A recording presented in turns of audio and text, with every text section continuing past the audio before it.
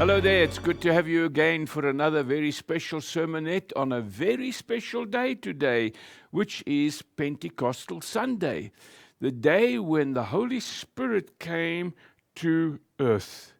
But more importantly, it was the birth of the church, which was an event that has had tidal waves of God's glory sweeping over this earth for more than 2,000 odd years and is still continuing.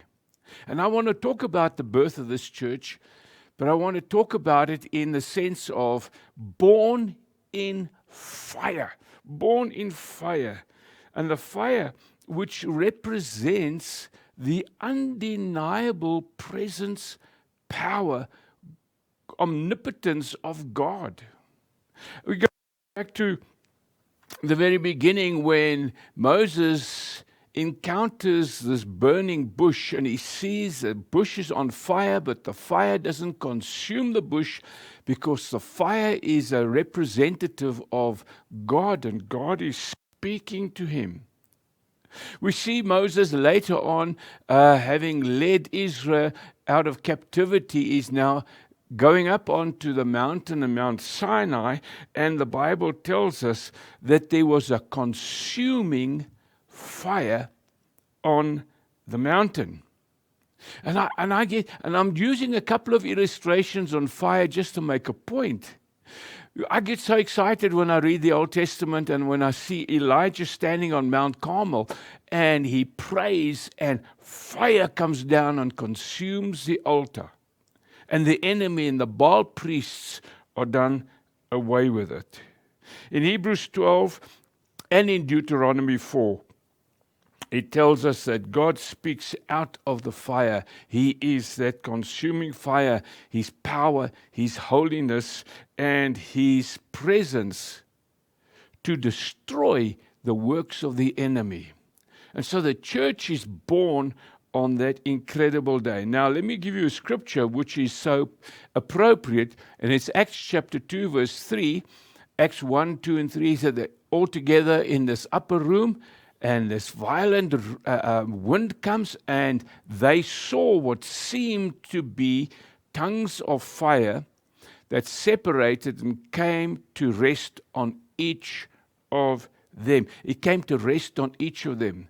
And in other times I've preached about they spoke in other tongues, and the people that were there in Jerusalem heard them glorifying God in their own language.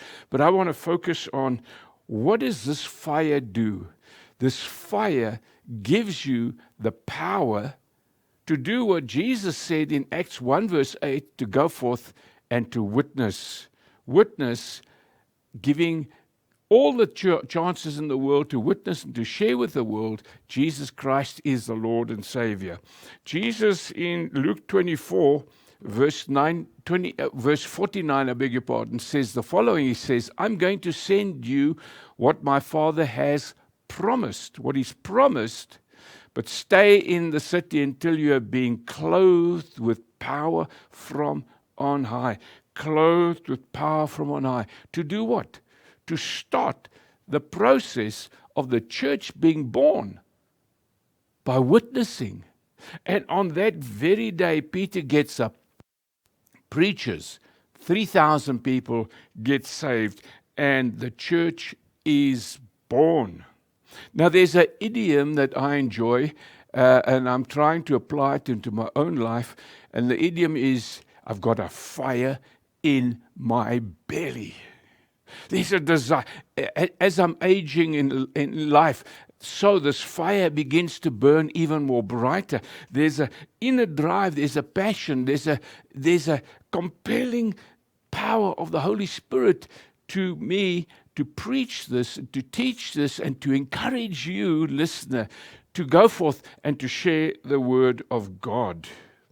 We are there, and we're being commanded in Matthew 28:19 to go out and to make disciples. The church was born in this power. And I just love, each gospel writer has his own focus on what has actually happened. And in Mark chapter 16, he says the following. He says, after this has happened now, the disciples went out and what did they do?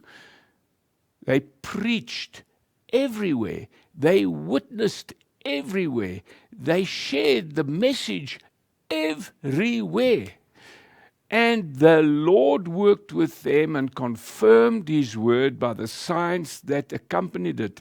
And what were the signs? The signs were that God is adding to the church on a daily basis. This is Pentecostal Sunday. And the tragedy of the modern day church is we got so many converts. We got so many denominations. We got so many huge assemblies and membership. And we sit and we absorb, and these are all good things, and I enjoy it, and I'm part of this. I absorb church. I absorb the message. My young pastor blesses me, and I go home, and then I check some of the stuff out in the Word, and I apply it to my life. But we are told to make disciples, followers of Jesus. And this took place on the day of Pentecost. Now, I just want to fast forward to Acts chapter 11, where having preached, Peter's preaching and the Lord's adding to the church on a daily basis, all of a sudden, all proverbial hell breaks loose, and these people who are preaching the word, the disciples, followers of Christ, are being persecuted. And the normal people that receive Christ as Savior, they too are persecuted. And so we read that they start fleeing out of Jerusalem because of this persecution. But the most amazing thing in Acts chapter 11 is that as they're running away, they continue preaching. So imagine you in your city and you witnessed and you're forced to leave your city and you have to go to a neighboring town. On the way, you're still preaching the word. And this is what happened. And in Acts chapter 11, they are preaching mainly to Jews, and they get to the city of Antioch. And in Antioch, there are many Greeks. And the Greeks hear what is going on, and they start to listen. And the Greeks start to respond to the message. And they are saved in a very great number. So much so that the disciples that were left behind in Jerusalem sent Barnabas to check this all out. And I'm going to talk a little bit more about this and the effect of the birth of the church in fire on next Sunday's sermonette.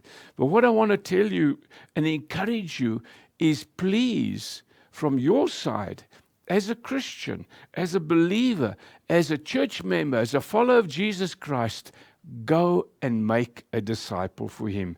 And you know how you do it? You've got it in your hand. You've got it. You use it on a daily basis. And I've showed you this picture many a time. Spreading the gospel is easy. Share. Just share what you know. Share your verse of scripture. Share a passage. Share this message that you've received on your cell phone, on your WhatsApp, to somebody else. And God will bless you. This is what the disciples did. And let me see, there we go again. Then they went out and preached everywhere. Then you go out and you send a message. And what does God do? He works with you and He confirms His word with the signs that accompany it. People will respond and say thank you for your love, your kindness, and your thoughtfulness in sharing this word with me. So, Father, I pray in the anointed name of Jesus Christ that we will be there on this Pentecost Sunday to make disciples for your kingdom. In Jesus' name, amen. God bless you. Speak to you soon.